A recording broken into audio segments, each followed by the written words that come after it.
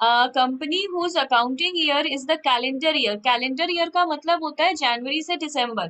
1 जनवरी 2000 something से 31 दिसंबर 2000 रहे, मतलब उसको कैलेंडर ईयर कहते हैं। तो हम लोग फॉलो करते हैं जनवरी से दिसंबर, मतलब हम लोग हर साल डिप्रिसिएशन देंगे 31 दिसंबर को। परचेज्ड ऑन 1 अप्रैल 2013, हम लोगों ने एक मशीन खरीदा है 1 अप्रैल 2013 में 30,000 का। It purchase further machinery on 1 अक्टूबर 2013, हम लोग कुछ टाइम के बाद 1 अक्टूबर 2013 में और एक मशीन खरीदे 20,000 का। And on 1 July 2014 costing 10,000। On 1 January 2015, one third of the machinery installed on 1 अप्रैल 2013। तो हम लोग एक मशीन खरीदे थे 1 अप्रैल 2013 में 30,000 का। उसके बाद और एक मशीन खरीदे 1 अक्टूबर 2013 में 20,000 का। फिर और एक मशीन खरीदे 1 जुलाई 2014 में 10,000 का। फिर 1 जनवरी 2015 में one third of the machinery installed on 1 April 2013 became obsolete and was sold for 3,000। तो जो मशीन हम लोग 1 अप्रैल 2013 में खरीदे थे, मतलब इस दिन पे 30,000 का, इस 30,000 का 1/3 हम लोग सेल कर रहे हैं। 1/3 मतलब इसका सिर्फ 10,000 वाला पोर्शन सेल कर रहे हैं, 3,000 में बेच रहे हैं। Show how machinery account would appear in the books of the company, it being given that machinery was depreciated by fixed installment method. Fixed installment method means straight line method at 10% per annum। तो इसका हम लोग को workings करना पड़ेगा क्योंकि more than one machine का सम है। तो स्टार्ट करो।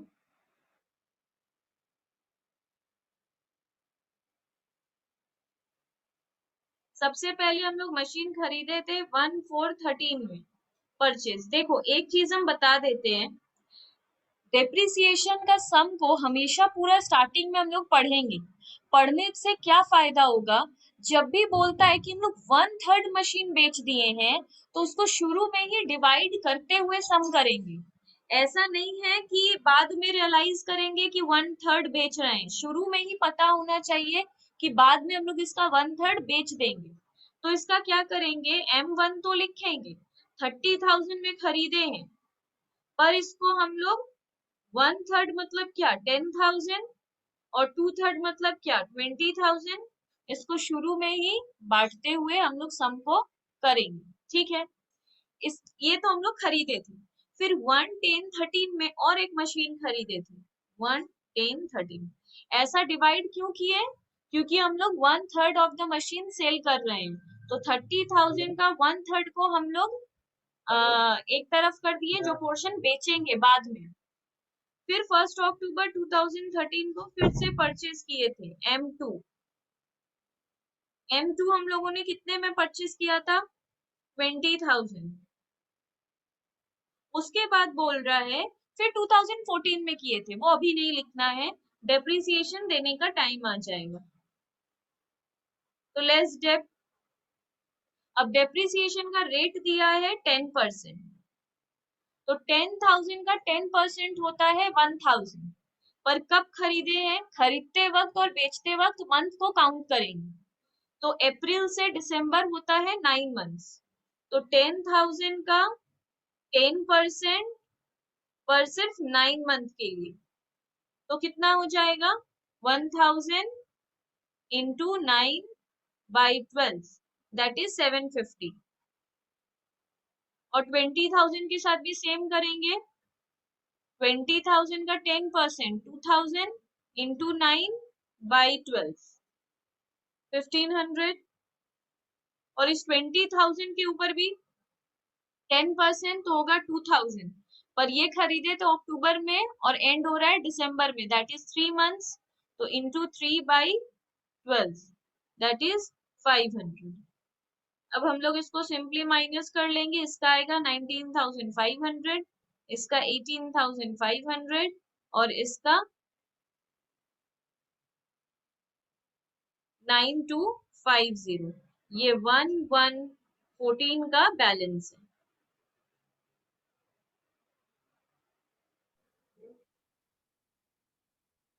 इसके बाद हम लोग को बोल रहा है कि हम लोग 1 जुलाई 2014 में एक और मशीन खरीदे थे, मतलब 1714 में और एक मशीन खरीद लिए, परचेज M3। इस मशीन का कॉस्ट था 10,000। ठीक है। अब इसके बाद बोल रहा है, अच्छा 2014 में और कुछ हुआ नहीं तो सिंपली इसके ऊपर हम लोग डेप्रिसिएशन दे देंगे। अब डेप्रिसिएट ये है SLM मेथड, तो डेप्रिसिएशन हर बार किसके ऊपर दिया जाता है, कॉस्ट के ऊपर। तो इस बार 10,000 का पूरा 10%, दैट इज 1,000। 20,000 का पूरा 10%, दैट इज 2,000।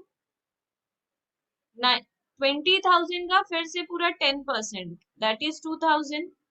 सिर्फ खरीदते वक्त और बेचते वक्त ही मंथ काउंट करेंगे, बाकी बीच में कोई मंथ काउंटिंग नहीं होता है, पूरा पूरा दे देंगे।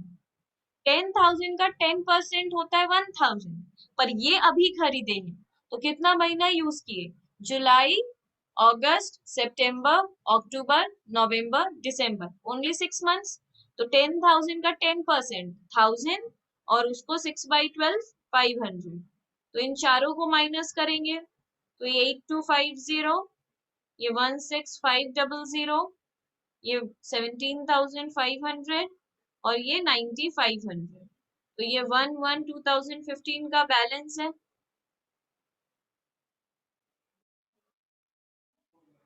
इसके बाद हम लोग को क्या बोल रहा है, इसके बाद बोल रहा है कि 1 जनवरी 2015 को, मतलब एकदम ओपनिंग डेट पे ही, तो देखो हम बोले थे बेचते वक्त डेप्रिसिएशन देकर बेचेंगे, पर यहाँ पर तो 1 जनवरी 2015 में ही बेच दे रहे हैं। कितने में, 3,000 में। ठीक है। तो 3,000 रुपए में हम लोग कौन से मशीन को बेच रहे हैं, इसको, जो 1/3 पोर्शन था सिर्फ उसको, तो हम लोग सोल्ड कर रहे हैं। सेल करते वक्त डेप्रिसिएशन देकर सेल किया जाता है, पर पहले तारीख पे ही बेच दे रहे हैं तो यूज किए ही नहीं है तो डेप्रिसिएशन क्या देंगे, तो इसको हम लोग 3,000 में बेच रहे हैं। तो 8250 का सामान था, उसका वैल्यू तो इतना निकाल के रखे थे, उसको बेच रहे हैं 3,000 में, तो 5250 का हम लोगों को लॉस हो रहा है। ठीक है। अब इसके बाद बोल रहा है कि अच्छा और कुछ बोला नहीं है, तो इस साल का भी 31 दिसंबर 2015 आ जाएगा डेप्रिसिएशन देने का टाइम। तो ये मशीन तो अब हम लोग के पास है ही नहीं, इसका डेप्रिसिएशन ओरिजिनल कॉस्ट पे देंगे, दैट इज 2,000। इसका डेप्रिसिएशन भी ओरिजिनल कॉस्ट पे देंगे, दैट इज 2,000। इसका डेप्रिसिएशन भी ओरिजिनल कॉस्ट पे देंगे, दैट इज 1,000। तो 9,500 से 1,000 गया तो 8,500, यहाँ 15,500, यहाँ 14,500। तो 1/116 में हम लोग के पास बैलेंस कितना है, इतना।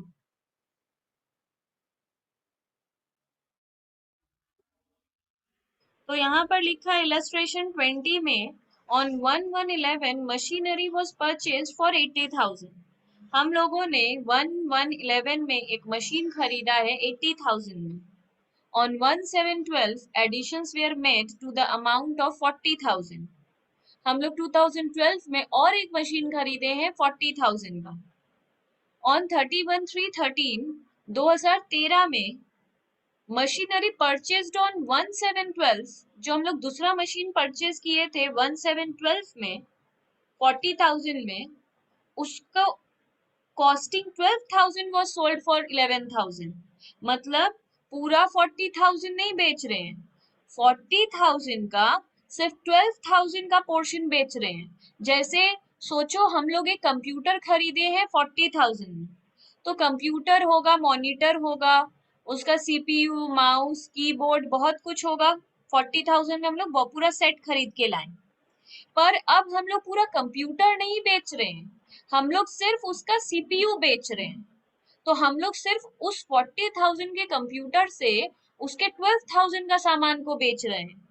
तो इसलिए बोल रहा है हम लोग जो 40,000 का मशीन खरीद के लाए थे वो पूरा 40,000 नहीं बेच रहे हैं, उसका सिर्फ 12,000 का सामान बेच दे रहे हैं 11,000 में। फिर 2013 में हम लोग और एक मशीन परचेज किए, मशीनरी परचेज्ड ऑन नहीं, फिर 2013 में हम लोग जो एक मशीन खरीदे थे 1114 में हम लोग 1114 में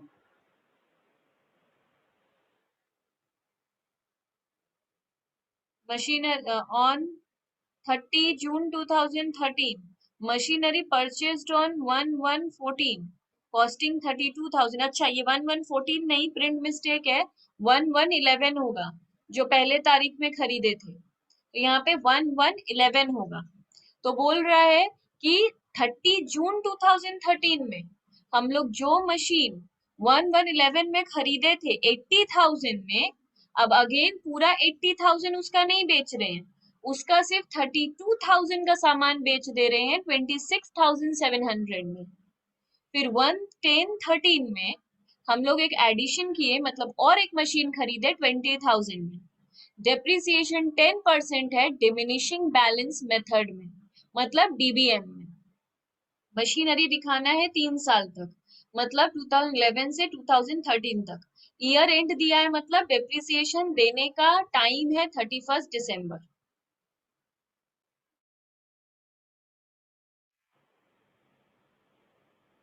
देखो, सबसे पहले सम में बोला था 1111 में हम लोगों ने एक मशीन खरीदा है, बट डेप्रिसिएशन चैप्टर में हम लोग पूरा सम को इसलिए पढ़ लेते हैं क्योंकि बाद में उसका जितना पोर्शन बेच रहे हैं ना, वो पहले ही अलग कर देंगे। तो हम लोग 1111 में एक मशीन परचेस किए थे 80,000 में, पर सम पढ़कर हम लोग निकाले थे कि बाद में इसका 32,000 का पोर्शन हम लोग बेच रहे हैं, तो अभी ही इसके 32,000 को हम लोग अलग कर देंगे। तो 80,000 में से 32,000 अलग कर देंगे तो इधर और एक पार्ट बचेगा उसका 48,000 का।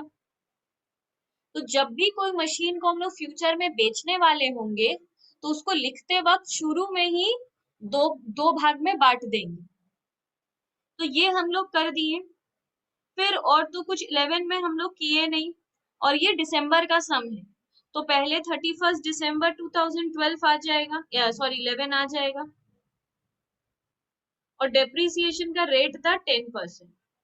तो 32,000 का 10% पूरा देंगे क्योंकि जनवरी में खरीदे थे और दिसंबर में डेप्रिसिएशन हो रहा है, मतलब पूरे साल का। तो 32,000 का 10% 3200, और 48,000 का 10% 4800, तो इसको माइनस करेंगे।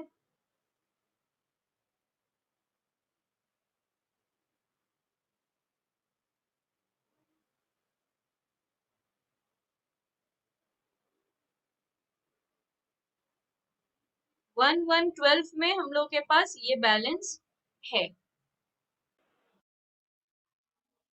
इसके बाद हम लोग को बोल रहा है कि 1712 में हम लोग और एक मशीन खरीदे, तो सिंपली 1712 में और एक परचेज दिखाएंगे।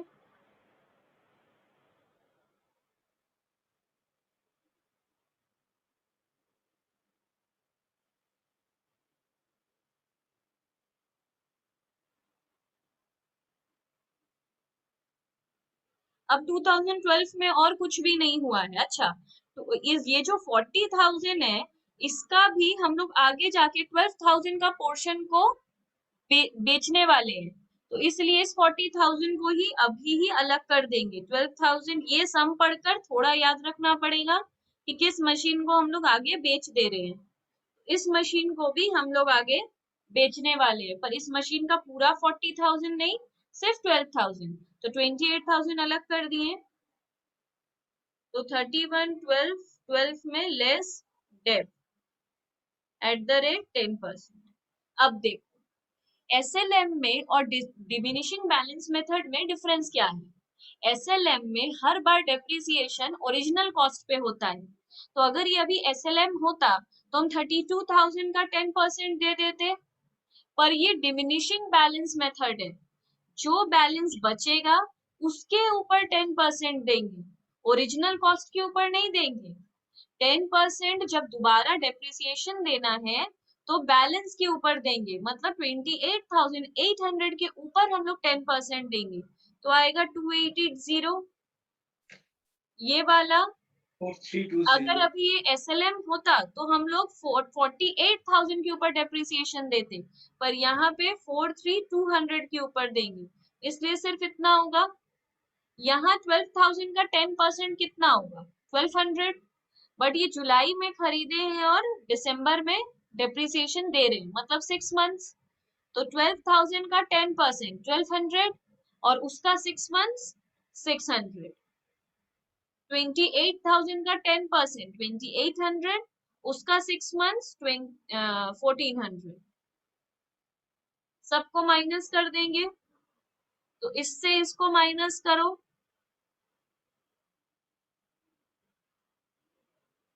25,920। इससे इसको करेंगे 43,200 माइनस 4320, तो 3,880। 12,000 से 600 जाएगा तो 11,400, और 28,000 से 14,000 जाएगा तो 26,600, तो 1113 बैलेंस।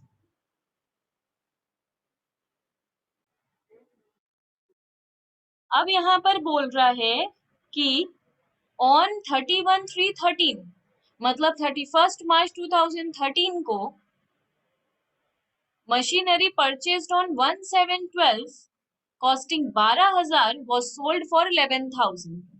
अब 2013 में क्या हुआ? बोल रहा है हम लोग जो मशीन को इस डेट पे खरीदे थे 1/7/12 में, इस मशीन का 40,000 का 12,000 वाला पोर्शन को हम लोग बेच दे रहे हैं, पूरा 40,000 नहीं बेचकर उसका सिर्फ 12,000 का पोर्शन हम लोग बेच दे रहे हैं 11,000 में। ठीक है, तो मतलब हम लोग इस 12,000 को सेल कर रहे हैं, ये वाला हिस्सा को, पर बेचने के पहले डेप्रिसिएशन देकर बेचा जाता है। तो 31/3/13 को हम लोग इसको बेच रहे हैं, तो डेप्रिसिएशन इस डेट पे देना पड़ेगा। अब डेप्रिसिएशन रेट है 10%। तो अगर ये एसएलएम होता तो अभी हम 12,000 पे डेप्रिसिएशन निकालते, that is on original cost. पर ये डिमिनिशिंग बैलेंस मेथड है, इसमें जो बैलेंस बचेगा उसके ऊपर डेप्रिसिएशन देंगे। तो 11,400 के ऊपर अगर हम लोग 10% देंगे तो 1140 आएगा। तो ये कितने से डेप्रिशिएट किया? 1140 से। पर पूरा साल नहीं, सिर्फ बेचते वक्त हम बोले थे मंथ काउंट करना, तो 3 महीना। तो 1140 into 3 divided by 12, that is 285। तो इसके ऊपर सिर्फ क्यों दे रहे हैं? क्योंकि बीच में अगर डेप्रिसिएशन दे रहे हैं तो सिर्फ उसी पे देंगे जिसको बेच रहे हैं, तो इससे इसको माइनस कर देंगे। 11,400 माइनस 285, तो 4 बार 1/5। इसको हम लोग बेच रहे हैं कितने में? 11,000 में। इतना का सामान था, इसको 11,000 में हम लोग बेचेंगे तो हम लोगों को लॉस हो जाएगा, तो हम लोग को 115 रुपया का लॉस हो गया। अच्छा, इसके बाद बोल रहा है 36/13 में, मतलब मार्च के बाद फिर जून आ गया। जून 2013 में मशीनरी परचेज्ड ऑन 1/1/11 होगा वो, ये 14 लिखा है, ये 11 है, ठीक है। तो 30 जून 2013 में हम लोग जो मशीन 1/1/11 में खरीदे थे, मतलब 80,000 का, उसका सिर्फ 32,000 का पोर्शन हम लोग बेच रहे हैं 26,700 में। तो 30 जून 2013 आ गया। अब हम लोग 80,000 का सिर्फ 32,000 वाला पोर्शन को बेच रहे हैं, तो बेचते मतलब ये वाले मशीन को बेच रहे हैं। अब बेचने के पहले डेप्रिसिएशन देकर बेचेंगे, तो फिर इसके ऊपर डेप दे रहे हैं। 25,920 का 10%, याद रहिए डिमिनिशिंग बैलेंस मेथड है, इसलिए जब भी डेप्रिसिएशन देंगे बैलेंस के ऊपर देंगे, ओरिजिनल कॉस्ट के ऊपर नहीं देंगे। तो 25,920 इंटू 10%, पर कितने महीने के लिए? जनवरी से जून तक, दैट इज 6 मंथ्स। तो 2592 का 10% 2592 इंटू 6/12, तो आएगा 1296। अब इतना का मशीन था, इतने से उसका वैल्यू गिर गया, तो आज इसका वैल्यू कितना है? 24624। पर हम लोग इसको बेच कितने में रहे थे? हम लोग इसको बेच रहे थे 26700 में सोल्ड कर रहे थे। इतने का सामान था, 26,000 में बेच रहे हैं तो प्रॉफिट हो जाएगा।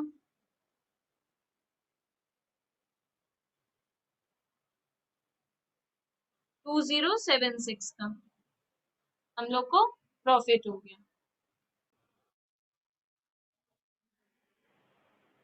ऑन 1/10/13 फिर अक्टूबर आ गया और एक मशीन खरीदे हम लोग 20,000 का, और इसमें कुछ नहीं है, जस्ट लास्ट में 1 अक्टूबर 2013 को और एक मशीन खरीद ली है।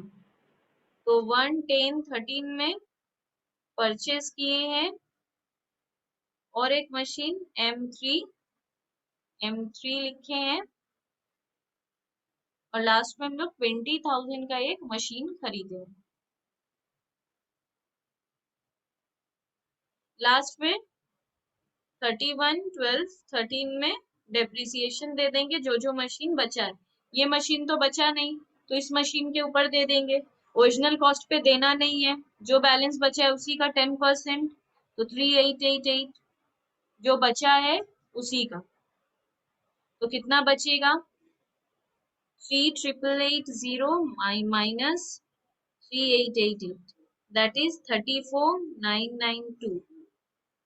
और ये वाला मशीन भी सेल हो गया, तो सिर्फ इसके ऊपर 2660, तो 26600 माइनस 2660, 23940, और इसके ऊपर भी देना होगा। तो 20,000 का 10% 2000, और ये अभी खरीदे हैं तो मंथ काउंट करेंगे 3 मंथ्स, तो इंटू 3/12, दैट इज 500। तो ये 19,500 बचा, तो ये वैल्यू 1114 का ये बैलेंस है।